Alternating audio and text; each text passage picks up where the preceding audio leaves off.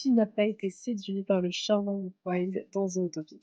Le film a conquis le public, comme tant d'autres productions d'animation occidentales. Et derrière ce succès se cache une véritable industrie, dont on préfère souvent ignorer les travers. On prend le temps. Quand on parle de films d'animation occidentaux, on pense immédiatement à Disney ou Pixar. En réalité, il existe tout un système économique et culturel derrière ces œuvres. Aujourd'hui, vos films préférés ne sont plus seulement des dessins animés, ce sont de véritables produits de marketing. La production d'un film peut coûter entre 150 et 200 millions de dollars et rapporter jusqu'à 1 milliard avec les entrées en salle, le streaming, les produits dérivés ou encore les parcs d'attractions. Cette industrie tend à s'uniformiser. Beaucoup de films se ressemblent avec les mêmes structures narratives et les mêmes codes. Si cette recette garantit souvent le succès, elle entraîne une perte d'originalité et un sentiment de déjà-vu chez les spectateurs. La peur de l'échec pousse les studios à privilégier les suites et les remakes plutôt que les créations nouvelles.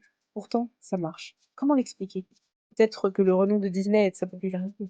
Mais plus encore, l'enfant a toujours quelque chose à découvrir dans l'apparente uniformité des histoires et des images. Les adultes, eux, voient en Disney une qualité sûre, mais aussi leur propre enfance. Et ça, les studios l'ont bien compris.